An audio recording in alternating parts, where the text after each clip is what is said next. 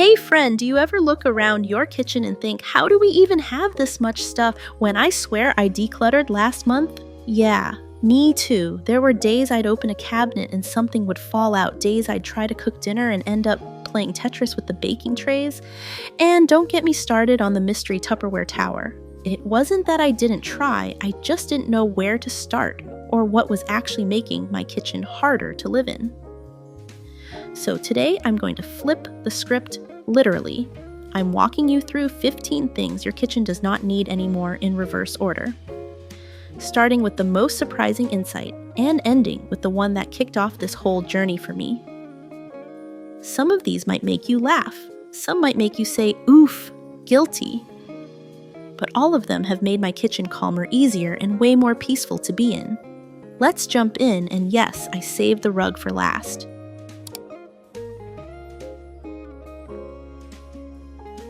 You don't need that many food containers.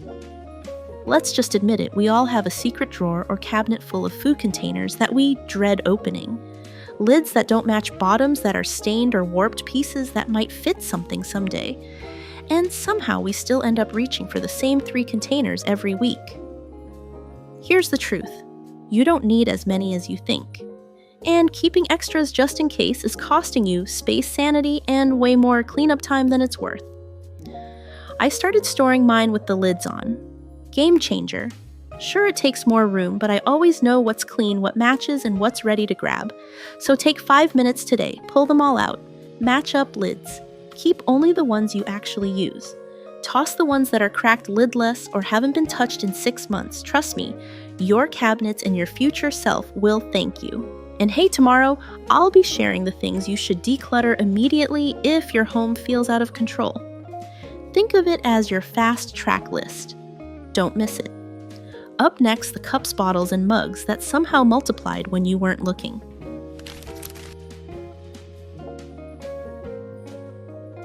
Number 2, the cup collection that's taking over. You know what multiplies faster than laundry cups?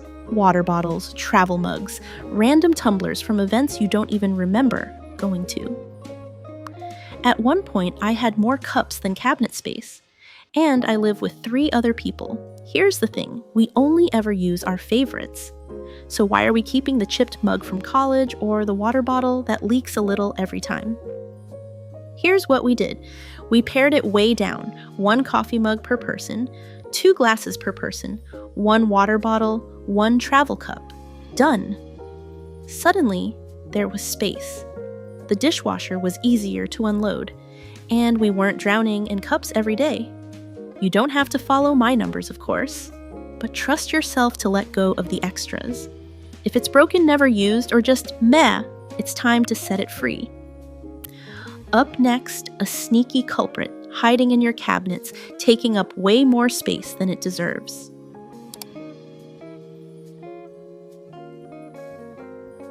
That one pan you've never used, yes, that one, be honest. Do you know what all the pieces in your cookware set are even for? I didn't. I was helping my mom clean out her kitchen once, and we pulled out this tiny, shallow, round pan with no handle.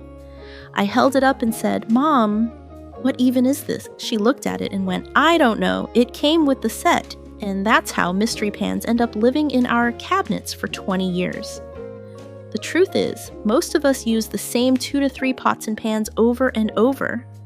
The rest, they just get stacked, unstacked, and moved around when we're looking for the one we actually use. So here's your permission. Break up the set. Donate the steamer basket you never use. Let go of the saucepan that always burns things. Keep the pieces you reach for without thinking and let the rest go. Your cabinets will feel lighter. And so will your brain. Next up, let's talk about pantry clutter and why the food isn't the problem.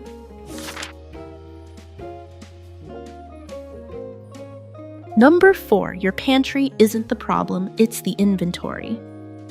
Let's talk about food clutter, the silent kind. The expired cans in the back of the pantry, the frozen chicken you forgot about twice, the 5 bags of rice because you didn't realize you already had 3. Here's what most women tell themselves: I'm bad at meal planning. I'm bad at managing food. But the truth is, we're not failing. We're overwhelmed. We have too much inventory to manage. When we started keeping less food in the kitchen, something amazing happened. We stopped wasting food. We cooked what we had. We didn't forget about leftovers or buy duplicates. It felt simple finally. So if your pantry, fridge, or freezer feels out of control, try cutting the inventory in half. You don't have to toss everything today. Just stop buying more until you've used what you already have. Less food, more clarity, less guilt, and that's a recipe I can get behind. Up next, cookbooks, and the real reason they're probably not helping.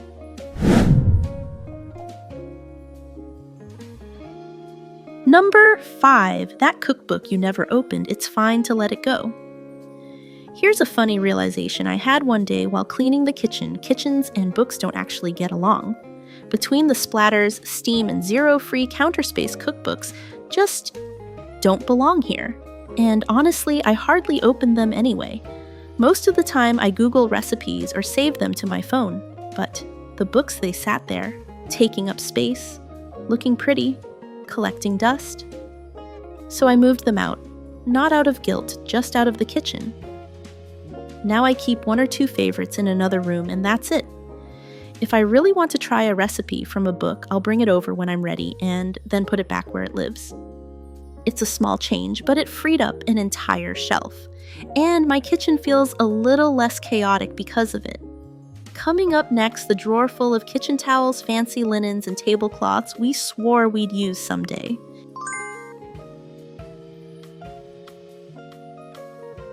Six, kitchen linens, the hidden clutter you forgot about. You know what takes up way more space than it should? Kitchen towels, dishcloths, table runners, fancy linens you haven't used since that one dinner party in 2017. I used to have drawers stuffed full of mismatched towels, some frayed, some stained, some I didn't even like. But I kept them because, well, they still worked. Then one day I cleared out the drawer and set a simple rule. Only keep what fits comfortably in this space. Not crammed, not overflowing, just fits. I also gave myself permission to let go of the tablecloths and runners I wasn't using. If they weren't part of our real daily life, they didn't need to live in the kitchen anymore. Now my drawer opens easily. I love every towel in there. And folding laundry, weirdly satisfying when everything matches. Next up, those dish sets and serving pieces that came as a set but don't actually serve your life anymore.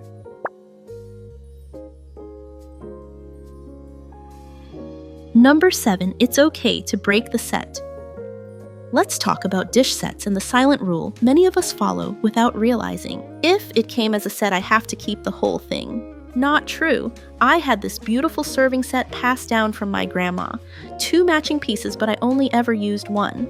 The other, it stacked awkwardly, never got touched, and made the cabinet harder to organize. So I donated it. Not the whole set, just the piece I didn't use.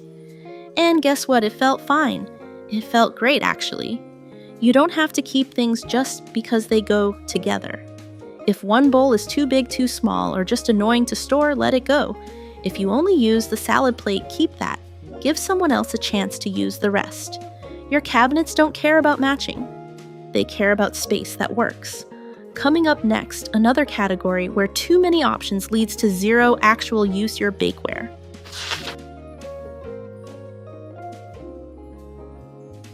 That bakeware you haven't used in years.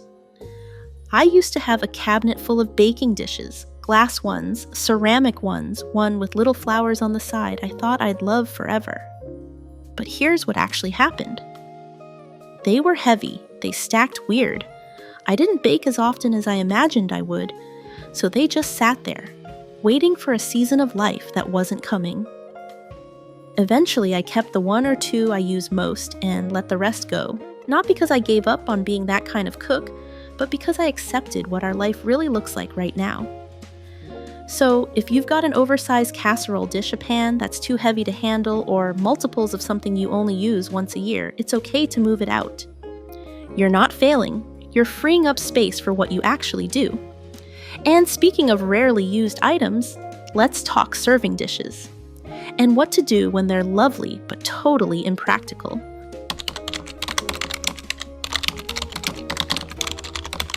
Number 9, you're allowed to let go of Grandma's serving dish. Some things are harder to part with, not because we use them, but because of who they came from. That serving platter from your grandmother, the gravy boat from a wedding registry, the set of dishes you might use if you ever host a big holiday meal. But here's the truth: if it doesn't fit your life, your space, or your hands, it's okay to let it go. I kept a few of my grandma's pieces, the ones I actually use. The rest I donated.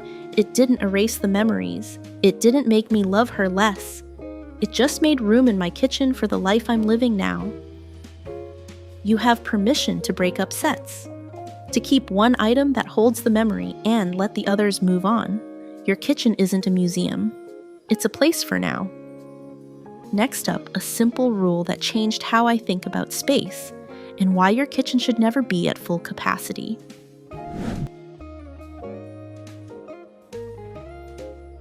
Cabinets shouldn't be stuffed to the max. Here's a rule that changed how I store everything in the kitchen. If it's hard to put away, it's too full. I used to cram every drawer and cabinet to the edge because, hey, if it fits, it works right. Except it didn't. I was always juggling pans to get one out, or shoving lids in sideways just to close the door. Nothing had breathing room, and every cleanup felt like a mini workout. Then I heard someone say, only fill your cabinets to 50%. At first I laughed. Then I tried it. Game changer. I didn't need to pull 5 things out just to put one away. Cleanup got faster. Cabinets stayed neat longer. And best of all, I stopped dreading the simple task of unloading the dishwasher. So go ahead, open a cabinet. If you feel like you're playing Tetris, it might be time to edit. Coming up next, the appliances that sound helpful, but mostly just sit there.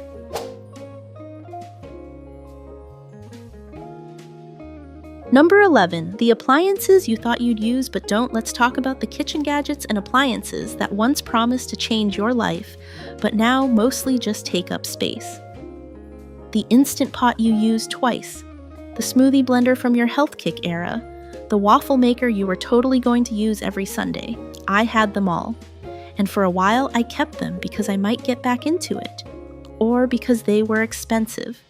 But eventually, I had to admit they weren't part of our real everyday life. So I donated them, and the space they left behind, glorious. Now the appliances I do use are easy to grab. My counters are clearer, and I don't feel guilty every time I open that one cabinet. If something's been sitting unused for over a year, maybe it's time to set it free. Next up, the gadgets that aren't big but still manage to clutter your kitchen in the most annoying ways.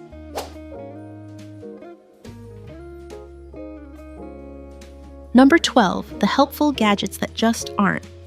We all have one, that avocado slicer you used once, the mini chopper that takes longer to clean than just using a knife, the apple corer banana slicer herb stripper. You get the idea. They seemed brilliant at the time, but if you're being honest, do they really make cooking faster, or do they just take up space and add to the drawer chaos? Here's what I did. I pulled them all out, tested a few, and only kept the ones I use weekly. The rest, gone. No guilt. Because the truth is, real-life cooking doesn't need a tool for everything. Sometimes a good knife does just fine. Next up, the stuff on your counter you see all day and why clearing it changes more than just the look of your kitchen.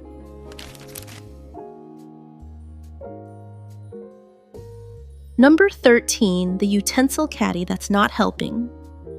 At some point, someone convinced us that a big container of spoons, spatulas, and tongs sitting on the counter was efficient. You know, the one, that bulky caddy with everything sticking out in different directions. Looks handy, feels messy. Here's the problem. It collects grease, gets dusty, and you still end up digging through it every time you need something specific.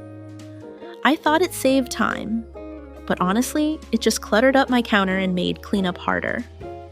So I moved all my most used tools into a drawer near the stove, laid flat, easy to grab. The rest I donated or tucked away in a bin for occasional use. Now my counter is clearer, and cooking feels calmer. Coming up, another must-have that takes up premium space and might actually be the most overrated block in your kitchen.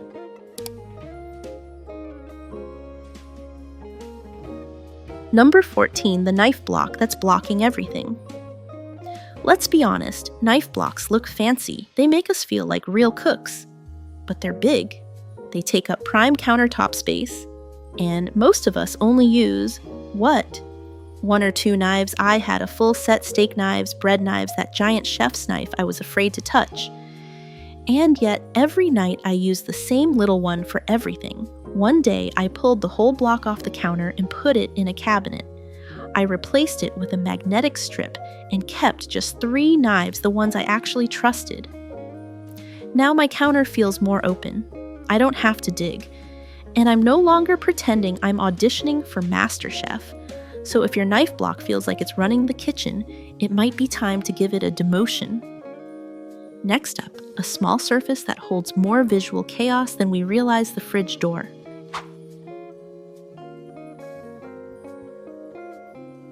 The kitchen rug that's more trouble than it's worth. I know, this one surprises people because kitchen rugs seem like a great idea, soft underfoot. Maybe adds a bit of color, supposedly helps with standing fatigue. But in real life, they slide around, they collect crumbs, they get stained with oil and sauce. And unless you're washing it weekly, they're probably not as clean as you think. I used to have 2 rugs, one in front of the sink, one by the stove. They constantly bunched up, made the floor harder to clean, and stressed me out more than they helped. So I took them out. No replacements, just clear, easy to mop floor space. And honestly, I didn't miss them. Not even a little. If your rug is cute but driving you nuts, try going without it for a week. You might be surprised how light your kitchen feels, and how much less often you trip over your own decor.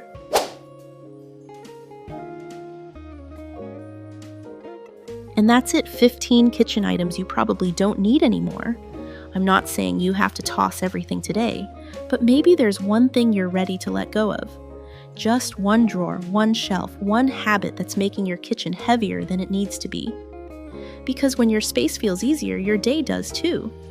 You cook more, clean less, breathe deeper. If you're looking for a good place to start, scroll back to the one that made you nod the hardest. That's your sign. And if you want help decluttering the rest of your homeroom, by Room I've Got You. There's a video coming that covers exactly where to start when the whole house feels like too much.